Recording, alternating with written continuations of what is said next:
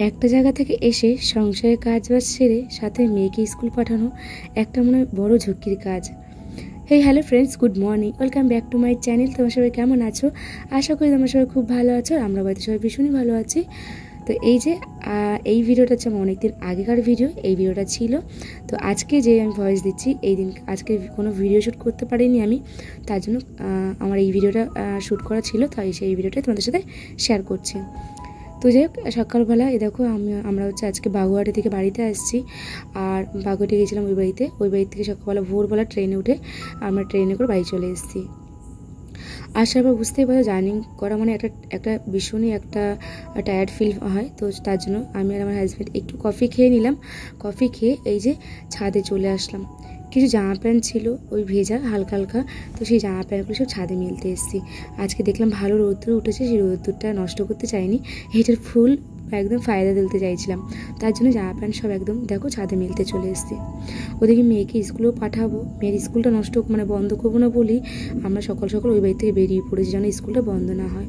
আর মেয়ের তো স্কুল 9:30 10টা থেকে, তার জন্যই ভোরবেলা উঠে চলে এসেছি। এদিকে সময়টাও অ্যাডজাস্ট হয়ে গেল। যাই হোক, গামছাগুলো একদিনে কেচে দিয়েছিলাম, সেই গামছাগুলো হালকা হালকা একটু ড্যাম গন্ধ ছিল, মানে কাঁচা গামছাই। তো তার জন্য হচ্ছে একটু রোদ্রে খাওয়ালে না ওই ড্যাম গন্ধটা থাকবে না, তার জন্য গামছাগুলো মিলিয়েছি। দেখো 4-5টা গামছা মিলিয়েছি। চলো এখন হচ্ছে নিচে যাব, নিচে গিয়ে হচ্ছে মেয়ের টিফিন বানাবো। ওই একটু পরোটা করবো, আর একদিনকে মানে পরোটা করেছিলাম ওই দিন ভালো লেগেছিলো মেয়ের খেতে, তো সেমভাবে আমাকে তরকারি করতে বললো, পরোটা করতে বললো। সাথে ওই যে আমি একটু পিজা স্লাইসে কেটে দিত ওর, সেটা আর একটু ইন্টারেস্টিং হয়। তো বাচ্চাদের না একটু খাবার যদি একটু গুছিয়ে দেওয়া যায় না, তাহলে বাচ্চারা খুব একটু মানে আনন্দ সহকারে খায়, সেই মানে খাওয়াটাও হয়, পেটটাও ভরে। তো তার জন্যই হচ্ছে আমি সবসময় চেষ্টা করি মানাকে একটু ঘুরিয়ে ফিরিয়ে একটু কাটিংগুলো একটু সুন্দর করে গুছিয়ে টুছিয়ে দেওয়ার, এটা সবসময় আমি চেষ্টা করি। আর ওর মন পছন্দ মতোই টিফিনটা দেওয়ার চেষ্টা করি। আগের দিন রাত্রে জিজ্ঞাসা করিনি, পরের দিন সেই টিফিন সেরকমভাবেই বানাই। যাই হোক, দেখো তোমাদের সাথে গল্প করতে এক ছাদ জামা প্যান্ট মেলে ফেলেছি, তো মেলে ফেলে নিচে চলে এসেছি মেয়ের টিফিন বানাবো তার জন্য। তো এইদিকে দেখো ওই যে অল্প একটু হচ্ছে আটার ময়দা মিশিয়ে মেখেছি, কারণ আমার হাজব্যান্ড না একটু ময়দা পুরোটালি ময়দা খেলে না বকে, তার জন্য হচ্ছে মেয়ে কী করবো ওই জন্য আটার ময়দা মিলিয়ে পরোটা করি। শুধু আটার পরোটা না ভালো লাগে না, তার জন্য দুটো মিক্স করে করছি। আর এই 3টে পরোটা করছি। মেয়ে স্কুলে 1:30 নিয়ে যাবে, আর এখানে ওকে একটু ভাত বা অন্য কিছু খাইয়ে দেবো। আর হাজব্যান্ডেরও টিফিন হয়ে যাচ্ছে, আর আমি সকালবেলায় পরোটা খাবো না, ইচ্ছে করছে না, তার জন্য 3টে পরোটা ভাজছি।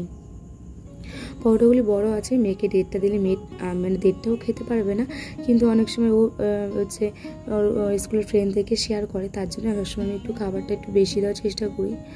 আর আমি একটু পরোটা মেয়েকে যখন স্কুল দিলে আমি মেয়ে একটু ঘি দিয়ে ভেজে দিলে না ও একটু পছন্দ করে, তার জন্য একটু ঘি দিয়ে ভেজে দিলাম পরোটাটা। তো যাই হোক, এদিকে দেখো আমার একটা পরোটা অলমোস্ট ডান প্রায়। তো চলো একে একে পরোটাগুলো ভেজে নিই।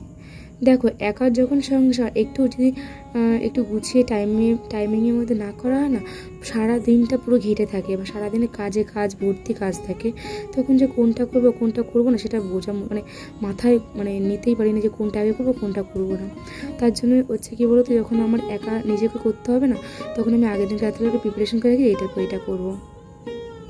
সাথে মেয়েকে আজকেও একটা ফ্রুট কেক দিয়ে দিলাম, ওই কেক ছিল অনেকগুলো ঘরে, তো একটা কেক দিয়ে দিলাম।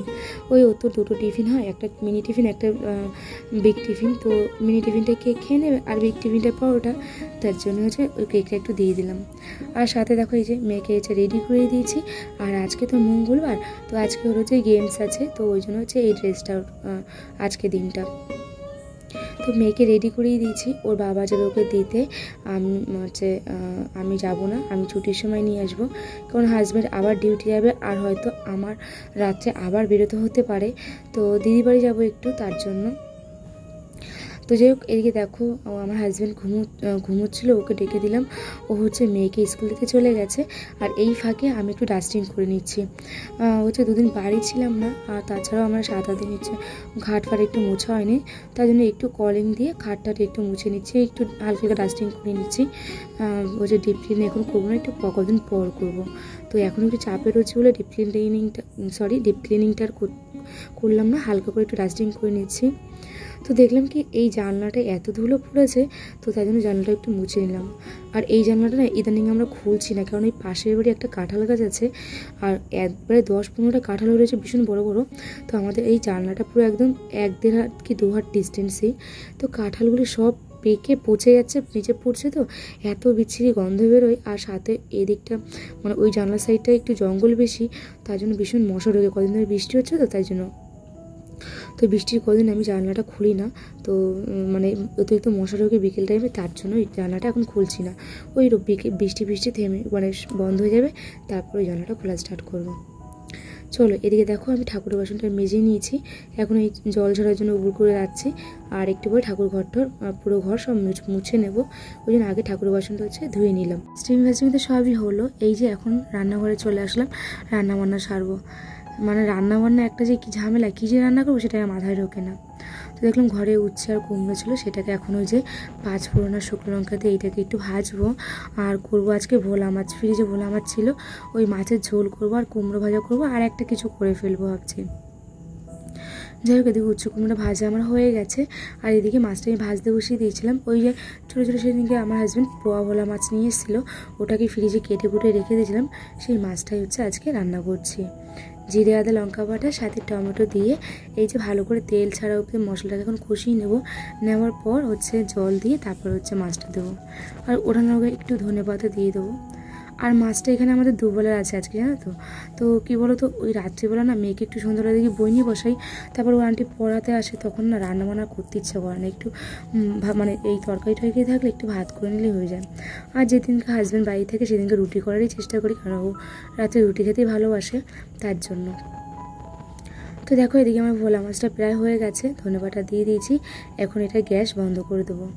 আর চলো এখন হচ্ছে স্নান টান সেরে পুজো দিতে যাই। অনেকটা কিন্তু বেলা হয়েছে, মোটামুটি 12:30 বেজে গেছে। এর মধ্যে তার মধ্যে যুদ্ধ করছি রান্নাঘরে বা ঘরে সব কাজ বাজ নিয়ে, মানে এদিকে একবার দৌড়াচ্ছি ওদিকে একবার দৌড়াচ্ছি। ক্যামেরাটাকে নিয়ে তো সবসময় দৌড়ানো যায় না, তো জন্য অফ ক্যামেরাতেও আমাকে কিছু কিছু কাজ সেরে নিতে হয়। আমাদের এখানে একটা কথা ভুল বলা গেছে, আজকে না বৃহস্পতিবার, আজকে না মানে মঙ্গলবার না।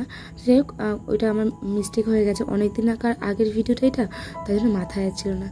যাই হোক চলো এদিকে এখন বৃহস্পতিবার, আমি হচ্ছে ঠাকুরের কাপড়টা চেঞ্জ করে নিয়েছি, ওই যে শালু কাপড় বলে মনে হয় এটা। তো হচ্ছে এই কাপড়টাকে আমি চেঞ্জ করে নিলাম, এটার 2টো পার্ট, সেম কাপড়ই 2টো পার্ট আছে, 2টো কাপড় আছে, 2টো করে নিয়েছিলাম। তো বৃহস্পতিবার করে ওই একই কালারের কাপড়, তো শালু কাপড় একটাই বড় ছিল, আমি ওটাকে কেটে 2 টুকরো করে নিয়েছিলাম, তার জন্য হচ্ছে এই মানে অল্টারনেট করে পাত দিই। যাই হোক ইচ্ছা আছে এইটার একটু কাপড় টাপড় একটু কেনার ঠাকুর ঘরে, তো দেখি এর মধ্যে বাজার যাবো ভাবছি।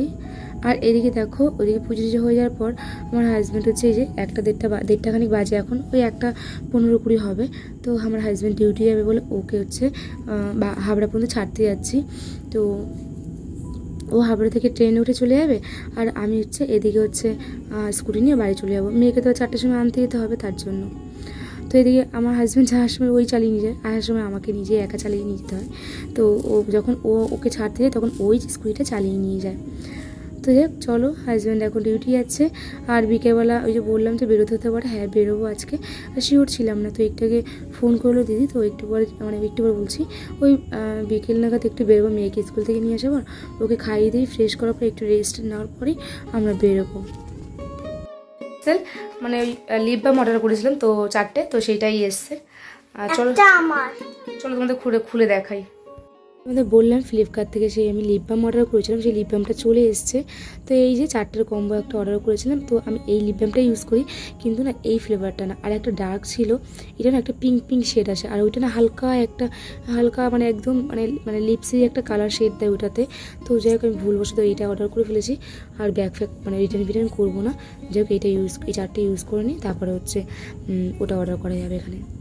যাই হোক ওদিকে খাওয়া দাওয়া সেরে নিলাম, তারপরে এই যে সন্ধ্যে দিতে চলে এসেছি।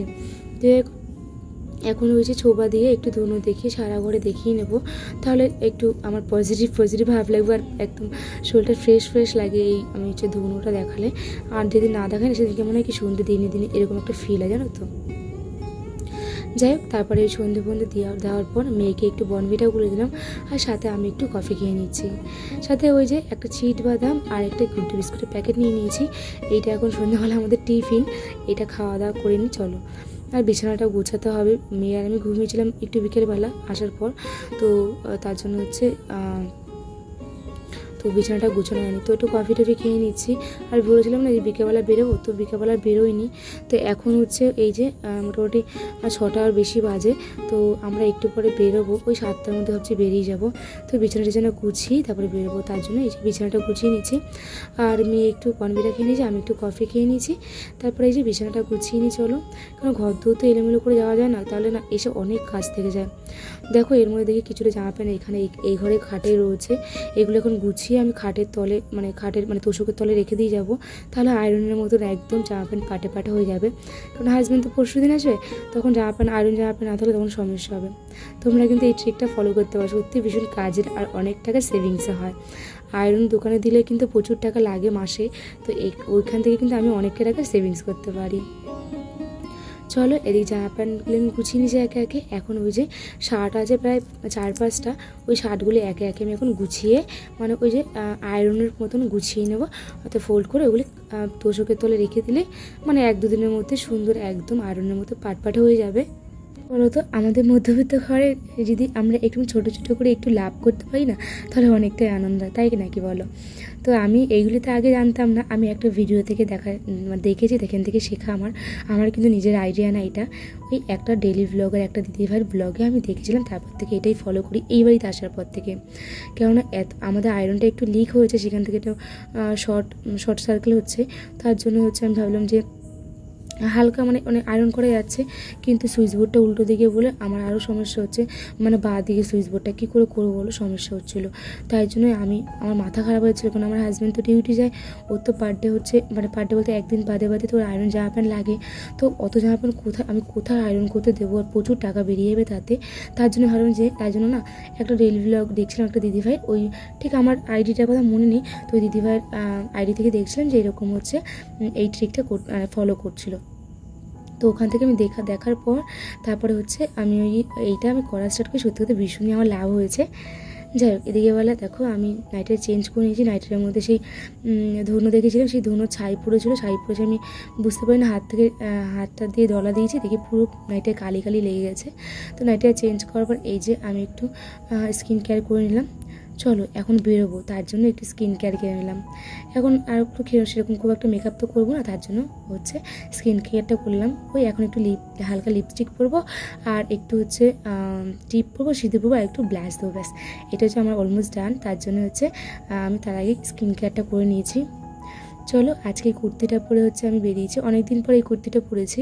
তো আগের বছর পুজোয় এই কুর্তিটা কিনেছিলাম, আমার ভীষণ ফেভারিট এই কুর্তিটা, ব্লুর মধ্যে হোয়াইট কালার কাজ করা, আর এত ফোটে গায়ে আমি নিজেই বলছি আমার গায়ে এত ভালো লাগে, তোমাদের কী বলবো। যাই হোক, এখন তো নামবো দিদিবাড়িতে, স্টেশন চলে এসছে মধ্যমগ্রাম। চলো এখন আমি আর মোনা নিয়ে যাই, আর হচ্ছে মোনা ওদের জন্য ওই যে আইসক্রিম তারপরে মাজা এগুলো নিয়ে যাচ্ছি। তো এখানে দেখলাম কি নেব বাচ্চাদের জন্য, তার জন্য এগুলোই নিচ্ছি। আর ওই বাড়িতে হচ্ছে দিদির বদ্দির 2 মেয়েও আছে সুনীল দাদু, তো ওই জন্য ভাবলাম যে এক কাজ করি মাজা আইসক্রিম এগুলোই নিয়ে বা এগুলি পেলেই বাচ্চারা খুশি, তার জন্য। যাই হোক চলো আর ভিডিওটা বাড়াবো না, ভিডিওটা কেমন লাগলো প্লিজ করে কমেন্ট করে জানিও। আর হ্যাঁ প্লিজ আমার আগের মতো আমাকে প্লিজ তোমরা সাপোর্ট করো, আর হচ্ছে আমার চ্যানেলটি সাবস্ক্রাইব করে পাশে থেকো তোমরা। তো যাই হোক, নতুন করে আবার এই পুরোনো চ্যানেলটাকে দাঁড় করানোর চেষ্টা করছি। চলো টাটা, সবাই ভালো থেকো, সুস্থ থেকো, গুড নাইট।